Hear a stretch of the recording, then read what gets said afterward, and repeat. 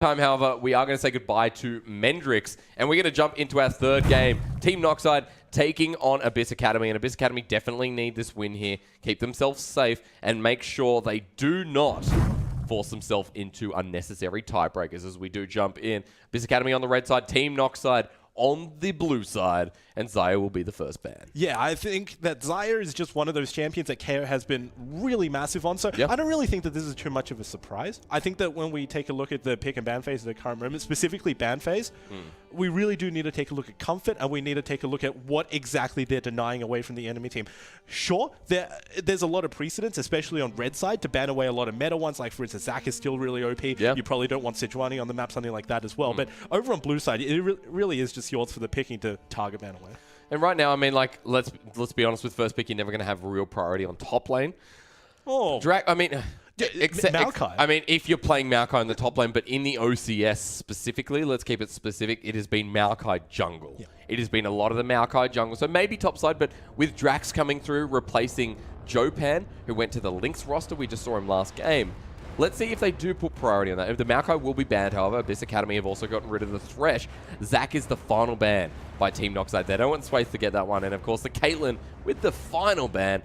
Now, do you go for the mid laner like Outlaws, or do you think realistically and say, hey, Galio's open, but what else we got? I mean, yeah, Sejuani, of course, is open and available right now. Don't want a hero build once again, but Kayn is, of course, open. So all of these can happen. They could just go for another tank, you know, it's just a switch and swap with the Sejuani, and all of these can work. It is a little hesitant when we take a look at the Gragas, because, of course, he did get hit on 7:15. His ultimate now has 120 seconds instead of 100 seconds. Speed? Yeah, his attack speed. Hey, we actually saw it in our very second game, how the Gragas just tried to kite the First Herald. game, First game, sorry. The Herald around, you know, he just couldn't do it because the attack speed's down. Nah, it feels bad. It is, I mean, that could potentially be the Gragas top, because Drax has played that in the past, and Drax has been a big tank player who has picked up the Trundle, so that is a big surprise. It is going to be the Taric and the Rek'Sai logged in. The pick priorities here are quite interesting from Abyss Academy. I mean, it's fabulous at the current moment. Apparently. But, yeah, even more importantly, this Taric really does indicate that you need somebody who is extremely mobile in your top lane. Because Rek'Sai's dash is not the fastest one in the world. You know, you can, of course, outplay it because it's quite slow. You need somebody who can really deliver in terms of the top side, and that would go well with Taric. Any ADC that really takes a lot of time to set up, per se, like for instance a Tristana who needs a few orders to set up your bomb, could be in next rotation. Well, Tristana has been locked in by Team Noxide, and you talk about it, and talk about rotations, and it's going to be the Rakan also locked in for reload ball. But straight away the Cogmore just gets picked up, so there's going to be a Cogmore Taric bottom lane.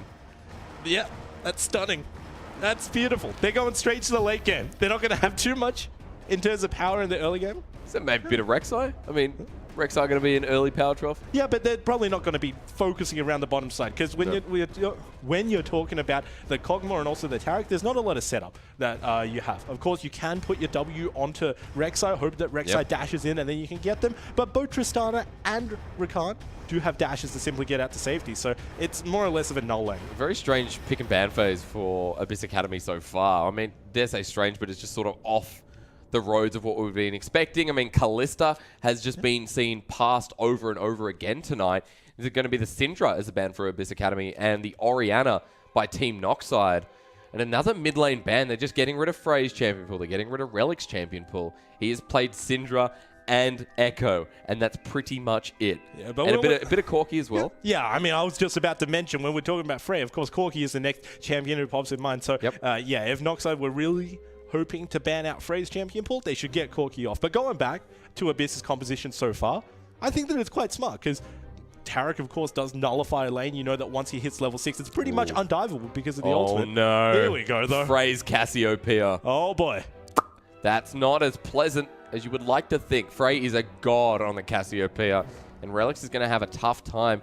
Does he still pick up that Corki, or do you start rethinking life a little bit? No, you can go Corki into Cassiopeia, because while Corki suffers in the 1v1, you don't need to necessarily 1v1 it. Cassiopeia is a champion who stays in lane, is notoriously terrible at roaming. So, yeah, Corki can simply out-roam her in that instance, and there we go.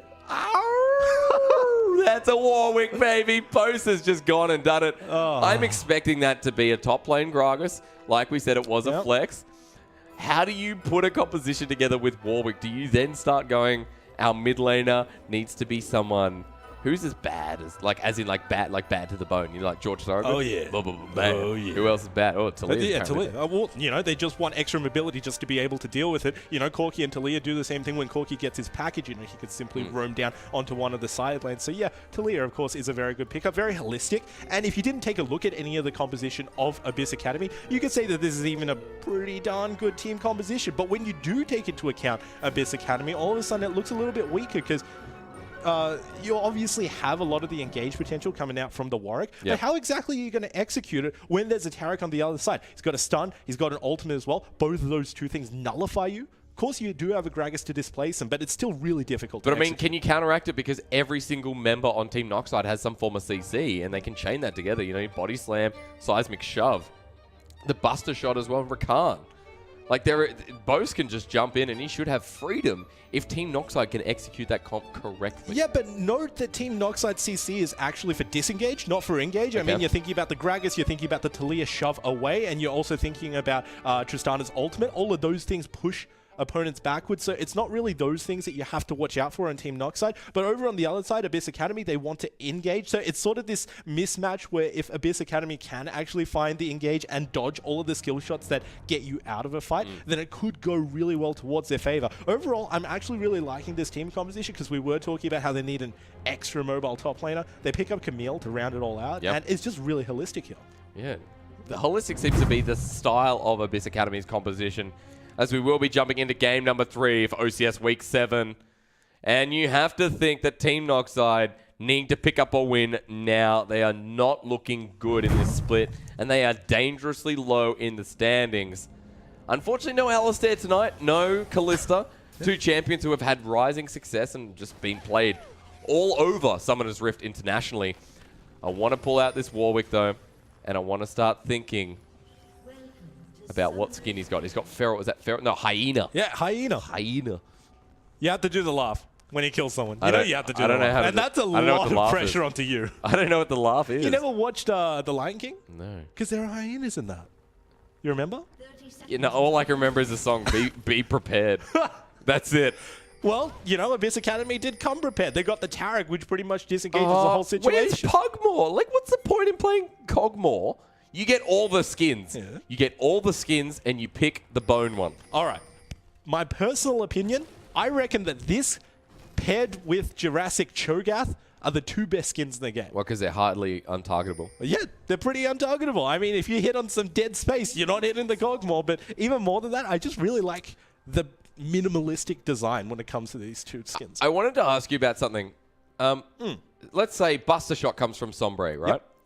Can Rakan use Grand Entrance in the middle of that ultimate? So someone gets flown back. If you time that well enough, can you hit someone up in the middle of that? I mean, theoretically, you will cancel the ultimate if you time it perfectly. But let's say it goes halfway, and then you use W. So you're more or less positioning someone's them flying, into it. Boom, you hit him halfway up. Yeah, that is theoretical. I mean, it's hard to do. But we better see it. It's more or less a lot of pressure onto Relobal to do it. I don't really know if that's something that they want to do it, keep it for. They might just want to keep Sombre's ultimate for, I don't know, look good. Paparize coming onto him to push him off. Yeah, I guess. There's no purpose. I just think it'll look at Swaith. Pauses for a second. It would be very swanky. I mean, it would be one of the bigger plays of this game if it happened that way. There's actually some deep wards to spot out the clear coming through from Swaith, so they know he's in his red buff. See if that changes Boast's pathing whatsoever.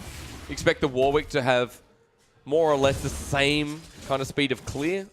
It's not necessarily the speed of clear that differentiates Warwick from the rest of the pack.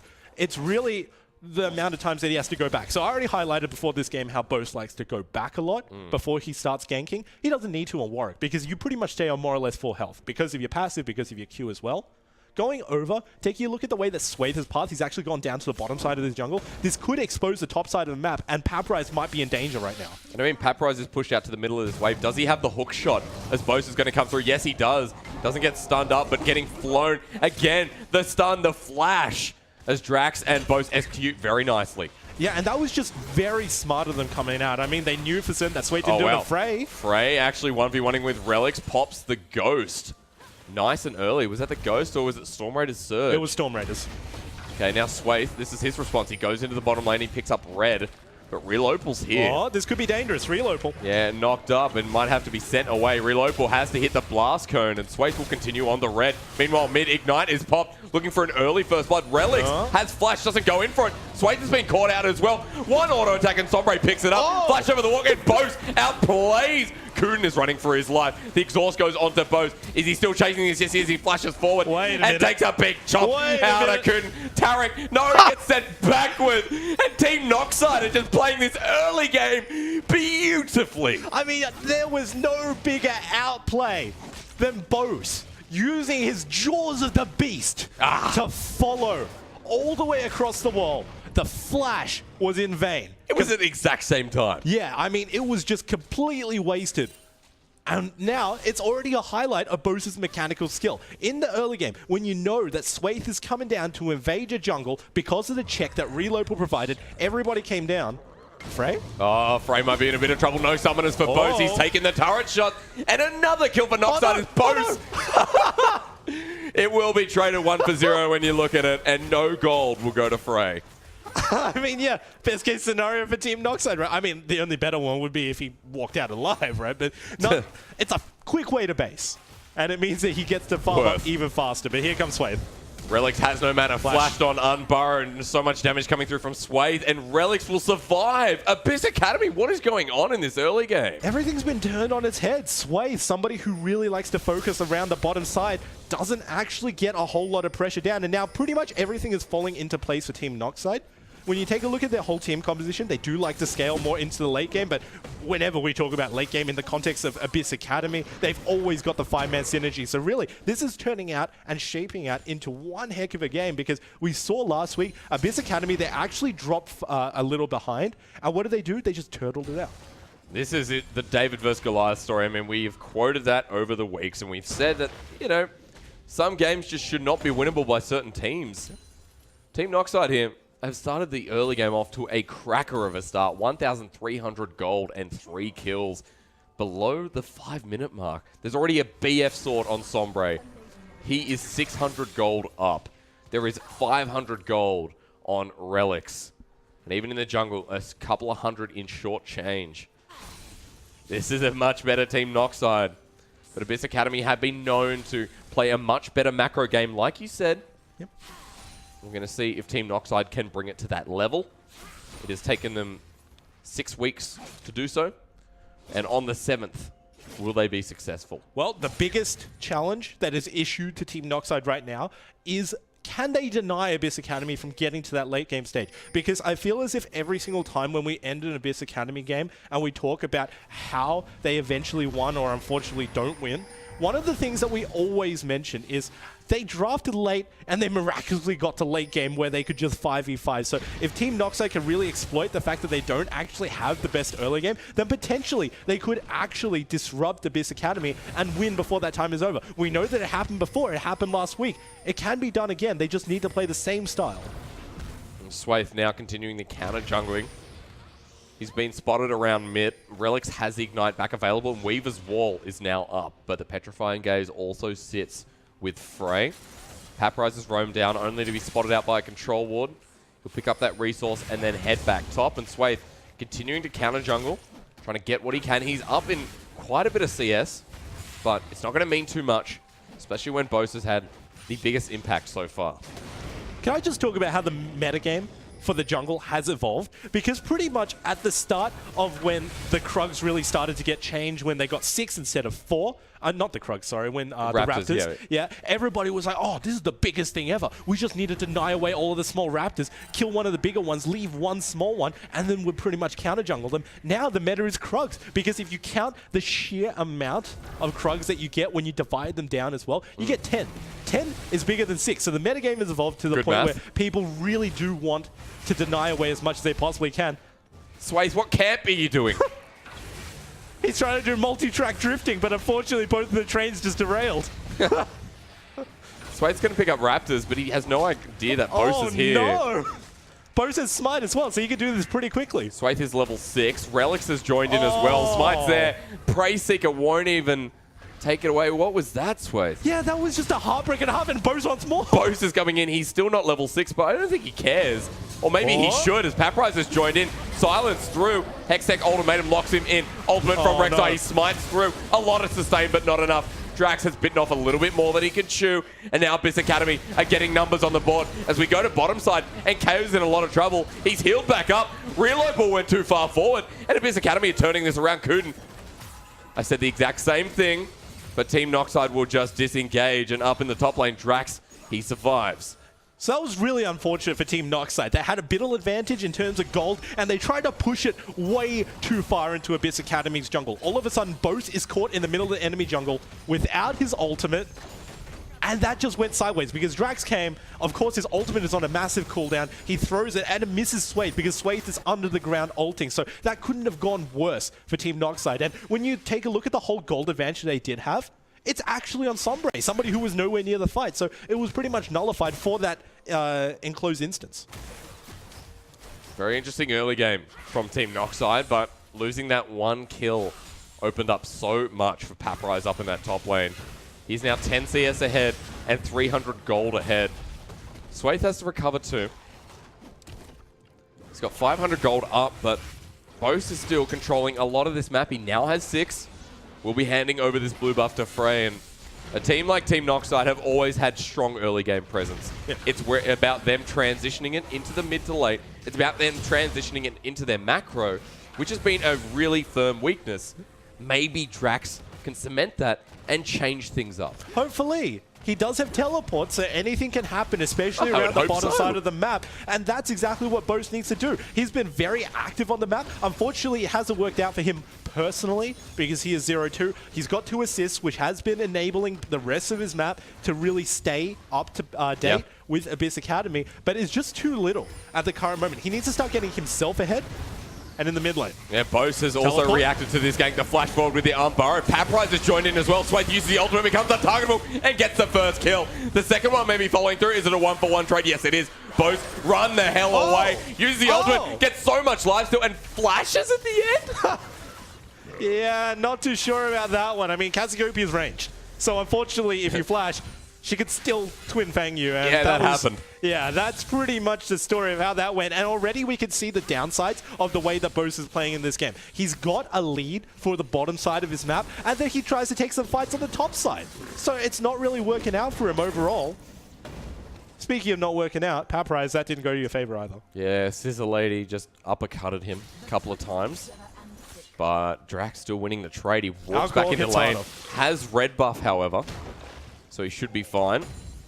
Bit of catching up on CS to do, but 1-0-2 on this Camille, and I'm assuming the next back will be that Trinity Force. That is going to be a major complexer for Drax, who already is just trying to rotate around this map, but you leave Paprise alone in this lane, and you know how that's going to scale. You know exactly what he's going to do. If Paprise is unchecked, then Abyss Academy have their window. Yeah, but speaking of unchecked, stylistically, talking about Paprise, he's actually one of the players who receives the least amount of attention from his jungler. They really leave him to his own devices, which last week he played J4. That worked well towards that because J4 isn't really a champion who excels at dominating lane. It's really when you get into the really nitty-gritty 5v5 team fights that his ultimate comes into play. Right now, Camille is somebody who does actually want to style a bit on Drax before Drax gets a chance to scale up. So Sway should be looking more towards that side and hopefully change up his playstyle depending on their picks. Paprise still fine without that jungle presence.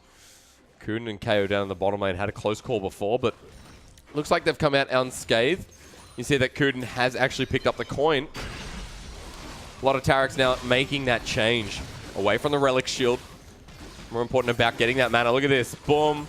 Half a mana bar again. Feels nice. All right, so now that we have a little bit of time and quiet, I really want to hit on why Coin is just so strong at the current moment as Abyss Academy go for the Infernal Drake, which looks more or less uncontested. So Coin is extremely strong at the current moment simply because it just gives you so much gold and it's passive. Yeah. And once again, when you take a look at the holistic playstyle of Taric, he's got his passive, which of course activates on hit. You don't want to waste it on a minion while you're trying to last hit it for Relic Shield. And also, it's really Nomad's Medallion that's the strongest part of the coin. Yep. Because once you upgrade it, every single gold coin is actually worth 40 gold. And that is just massive. I mean, that's close to a siege minion. And 40 gold on pretty much, it's not guaranteed every wave. You can get 2 every wave if you time If you're lucky. RNG, if you're lucky, right? yeah. But let's say every wave you get 40 gold as a support plus the 1 gold. So you're getting 46 gold per wave, which is actually massive for supports. I mean, this Rift Herald will go down, but it's not a Nomad's medallion. No. I mean, it may be a bit of gold, it may be get turrets, but is it a coin? Does anyone care if it's not a coin? I mean, I'd use it as currency. It's a pretty damn good item at the current moment. So that would buy you a house. Yeah. I mean, I would say that that's one of the better investments on, on Summoner's Rift at the current moment, because the way that the whole coin works is simply it's passive. Both Relic Shield and Spell Thief's Edge, they are both active. Yes. And if you don't actively think about Spell Thief's Edge every single time the passive comes back up, you don't get the gold. And the timer starts overticking, and you just waste the gold over and over again. But with coin, it's extremely passive. You see a coin, you just walk near it. I'm glad you didn't entertain the thought of me talking about Rift Herald. Drax is going to be silenced here as the Hextech ultimatum will keep him in place. Bose has reacted and made Swathe flee, but he's so squishy. Bo's going to use the ultimate. He's healing up so much, but not enough. Weaver's Wall to come through. Relic's great rotation. Flash has to come through and Swathe is the trade, but Relic has to deal with Paprise, and Paprise is going down as Drax is the next person to do some damage. Petrifying Gaze will miss, but Drax will take a Twin Fang, and Paprise lives. So Abyss Academy win the fight. So imagine if Relics was actually 3 seconds faster on that ultimate. All of a sudden, Bose would be alive because he is life-stealing like there's no tomorrow on this Warwick. All of a sudden, there would be less health on the side of Abyss Academy. That could have potentially swung the other way, but all in all, that was just a little bit of late roaming when it comes to Relics. And that was the little thing that turned the fight from a 1 to a loss. Look at KO starting to do some damage with that Blade of the Ruined King buy. One of the few champions we see still buys it. In they jump, however, KO's gone way too far forward. Buster shot and the flash forward from Reload, but wasn't necessary. But Team Noxide will 2v1 that. It's just a volatile Kog'Maw at this point. There's not too much to say about it. Sombra trying to get a whole lot of damage down. Early game, Tristana and Kog'Maw pretty much do the same thing. They're a whole lot of long range and a whole lot of attack fast, but Tristana has movement as well with the W. And 3 kills. Yeah. Movement, 3 kills, Static Shiv, and a BF sword, and this turret. This could just go down. Yeah, and when you're talking about the build, the early game really does favor Sombra, because over on the other side, KO's gone for a Blade of the Ruined King. He's doing nothing but autoing, and that's not really going to be doing too much in this bottom lane. Not yet, at least. Of course not yet. I mean, in the laning phase, it feels like Sombra and Reload will have really accelerated. After those 2 kills, 1 gets added to the list. The bottom side of Team Noxide's map is going exceptionally well in this early game. And in no small part is that due to the fact that I think Abyss played it a little bit poorly. Sure, of course, Swathe could have put a bit more attention down onto the bottom side like he's known to do. But one other mismatch that really happened down onto the bottom side was the fact that KO started Doran's Blade instead of Doran's Shield. I mean, what exactly are you trying to do in this lane? You can't necessarily trade as much as you think you would into a Tristana, somebody who will always out-trade you with her E. And Doran's Shield, in pretty much all instances, would just be better, especially into this team composition. But he did not.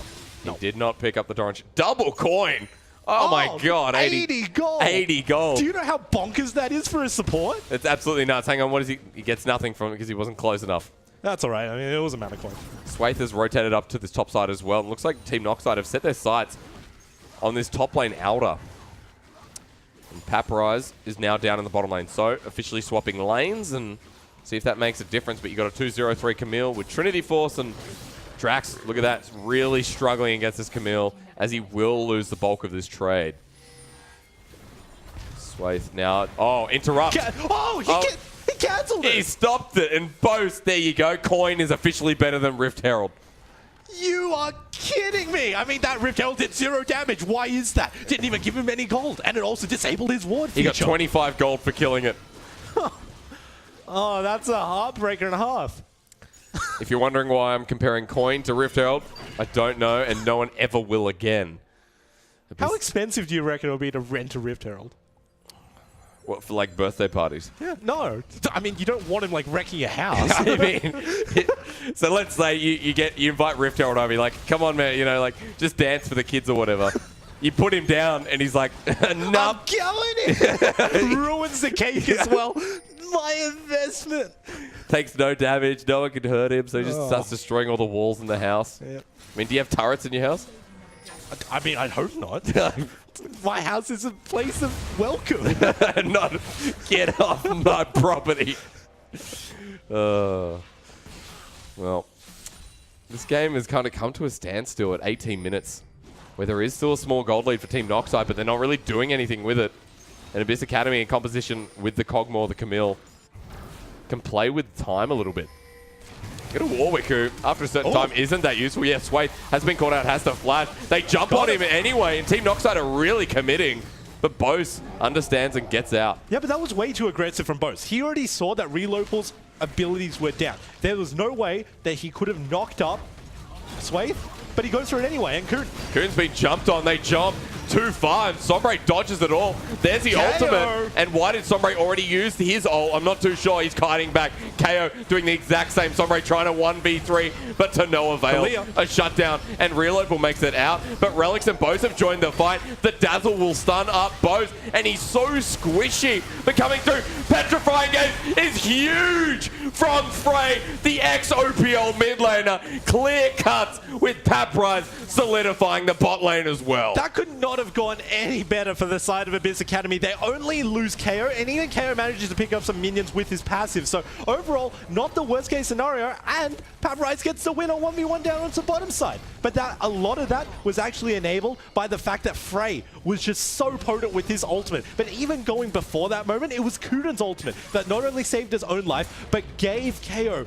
the freedom and the room to move forward into both Sombre and Relopal that allowed him to lay down so much damage before the rest of the team joined. But look how much they got off that fight. 3,000 gold in the lead now. The tides have turned, and Abyss Academy destroy the top and bottom outer turrets.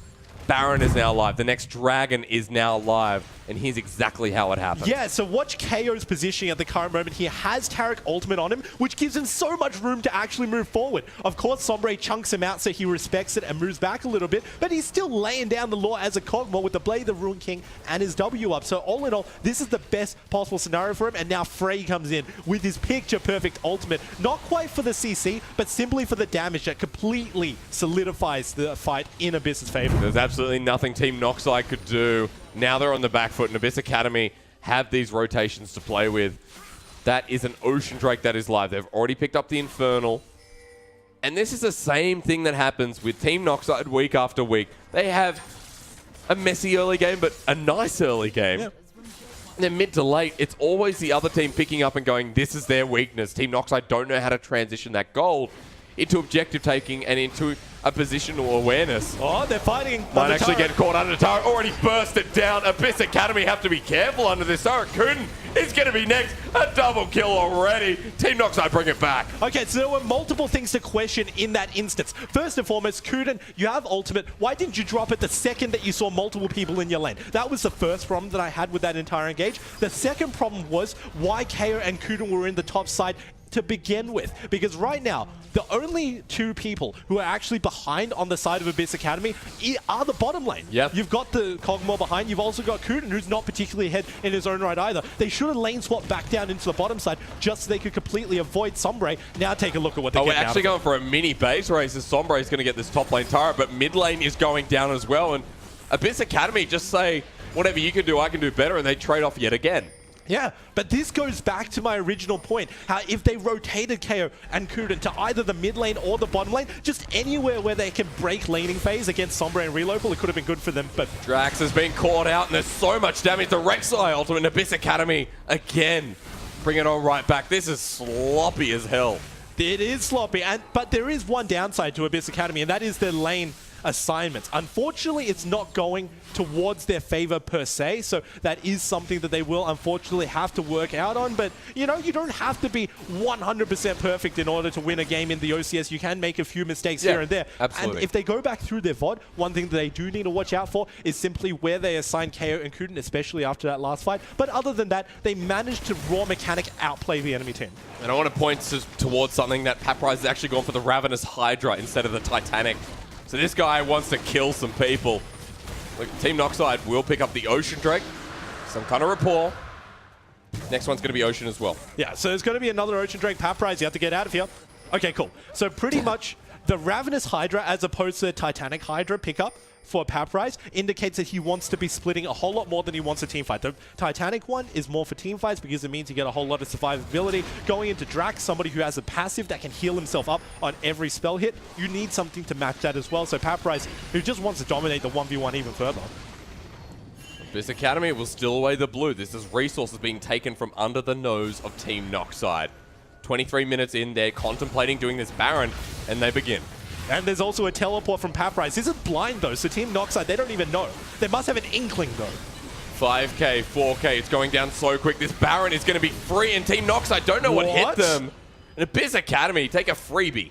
Yeah, it's past 20 minutes time, and there's complete darkness on Baron Pit, plus the fact that you can't see anybody on Abyss Academy, bar Paprise in the bottom lane with the teleport. Should be alarm bells ringing for the side of Noxide, but unfortunately they were a little bit too slow to it, and it's more or less a free Baron going over to Abyss, which they can now force so many objectives with because they don't actually have the greatest siege in the world. Team Noxide dropping the ball in week number 7. An early game that should have been capitalized on, but Abyss Academy, their macro is just so hard to deal with. Frey's now level 16. He's 2 levels over Relics. This Cassiopeia is a monster. And there are so many level advantages in each and every single lane. KO is neck and neck with Sombre, but it doesn't matter. You have a look at the gold. He may be down, but he's got the assist and he's got the building blocks for his items. In other lanes, it's just massive. That is almost a 3,000 gold lead between Paprise and Drax. Drax is getting welcome back to the OCS, but he's versing one of potentially our best top laners. And that is not pretty to see. Paprise has had a fantastic split, and this is a very hard matchup for him. Yeah, it's really dangerous. But for both of these two top laners, what it indicates more than anything else is their strength when there's not a whole lot of jungle assistance or jungle pressure by either yours or their jungler. So all in all, when we take a look at this, we have to say first and foremost that Camille does extremely well into Gragas come the mid to late game, simply because of her individual carry potential. But second of all, that maybe both should have put a little bit more assistance down onto Drax, because if we saw it in the early game, he didn't, and Drax simply fell behind. Now, it got to the point where Paprise can itemize towards the Ravenous Hydra. He doesn't want to teleport into the middle of a team fight. He just wants to murder Drax. Doesn't have to. Yeah, he's got so many tools to do so. So all in all, this is a little bit of a short, narrow-sighted decision that came from Team Noxide to leave Drax to his own devices. KO's just sitting in a side lane. This is Abyss Academy really flaunting their team composition here. KO is 2 items strong, building up to the 3rd. There's another recurve bow sitting in that inventory. I guess the hope right now is the bottom side of Team Noxide. And what can Sombre find? He cannot clear these waves. Baron buff this early, just doing so much work in this top lane inner. And it is next on the menu as Abyss Academy hone in on their prey. And not only that, but the team fighting once again has miraculously come to the side of Abyss Academy. You got to take a look at the way that Noxide can potentially try to start a fight in order to stop the siege that's coming out from both of these two sides, and it's really poor, because anybody on Team Noxide who wants to go straight for KO will have to go through Frey first. And when you're trying to run straight towards that Cogmore, you are facing the Cassiopeia, who can just ult you and stun you up, while Cogmore rips down your health. No way for Bose to get back into his own jungle, and you have a Warwick who, the later this game goes, is it the, useless he becomes? I mean, Warwick late game? He has a... like, he'll tank up, I get it. Yeah, I mean, in terms of damage, he'll scale up, but the only downside is that you're speaking without context when you take a look at this whole I always speak without context. I don't know what I'm saying.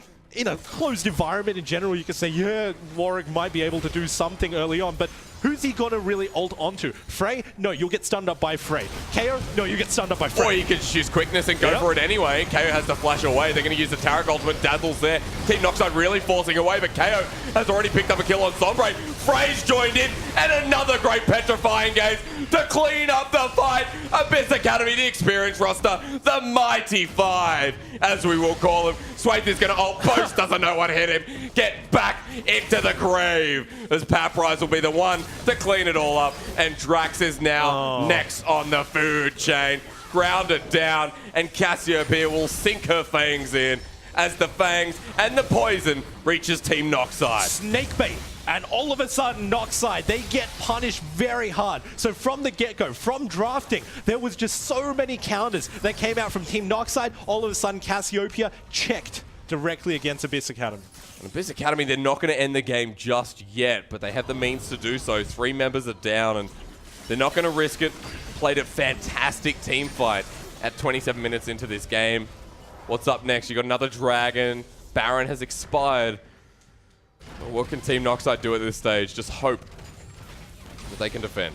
And they can even go for the split push once again. Assign Paprise to the top side of the map. Move everybody else down to the bottom side. Dragon is coming up. They can siege it. Teleport is still up for Paprise. That's the way that they should play. Over on the other side, Team Noxide, they're not actually that far behind. Bar the inhibitor, which is always going to be a pain in their side, they still have a lot of opportunities to come back. I want to point out that last team fight that they actually actively engaged on as opposed to took from Abyss Academy. They went in because they knew that Frey was actually not with the team. Unfortunately, they didn't get to burst down KO in time and it all went downhill. But if Frey's not with the team once again, they could still go for it.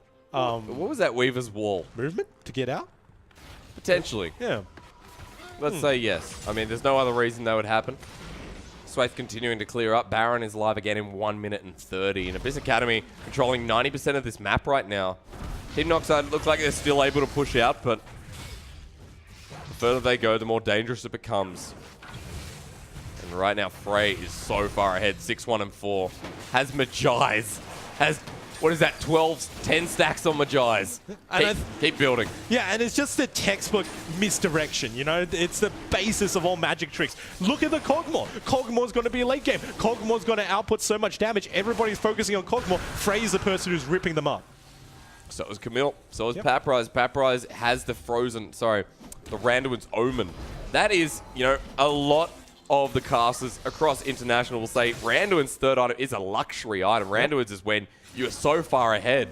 You can afford to build it because you negate so much from Sombre, who's just going to be critting all over the place. Even Bosa's damage. At the end of the day, Team Noxide, they cannot hit just anyone in this Abyss Academy lineup. You have to get rid of Frey. You have to get rid of KO. Because everyone else is going to turn you to mincemeat. Oh no, Bose. He's gone way too far forward. Dazzle's going to miss. And he gets out. He used Jaws of the Beast to actually reposition onto the other side of Swathe. That was actually extremely smart of him. Congratulations, Bose. You saved your own life. Looking back over at the other side, though, Paprise has never been in a proper 5v5 team fight per se. He's always been split pushing against Drax, and he's actually been winning most of those team fights. So as a Baron comes up right now, Abyss Academy, they've got a whole lot of vision on the top side. They didn't even waste any time with the Dragon. They just simply wanted to secure the next Baron as soon as their previous one expired. And it's reasonably smart because they know the win condition. Now, Paprise probably does want to teleport into this fight. This could be the final one that could decide win or lose. And Team Noxide are trying to approach it. They have to be careful. Swathe is around the side. He's looking to unburrow. He finds both Sombre and Relopal. Baron is live. How do they bait this in? Relopal goes way too deep. Dazzle's there to flash forward from Kun. They're going to find the quickness as Relopal gets the heck out of there, but Bose is next on the menu. And look at that, the Twin Fang. He ults across the wall. He hits Paprise. That's not who you want to hit. Knock up there. But Swathe is over the wall. The Buster shot to disengage. But a great Taric ultimate will ensure the lives of many as Abyss Academy use the Taric into full fruition. A triple kill. Make that. No. Stolen away. It is still going to be an ace. And Abyss Academy shred apart Team Noxide. Doesn't even matter. Paprise, that was the very final moment. Randuin's Omen coming in useful at the very last second. And they just win off that last team fight. And what a game. What a showcase from Abyss Academy to say we are one of the best teams in the OCS split number 2. It was a good showing in the early game. But as usual, Abyss Academy outshine with their macro. Yeah, I mean, that was just textbook Abyss Academy not losing out too much in the early game, miraculously drafting a late game composition, making it to late game, and making it work in quite fashionable style. So Abyss Academy back in the good spot.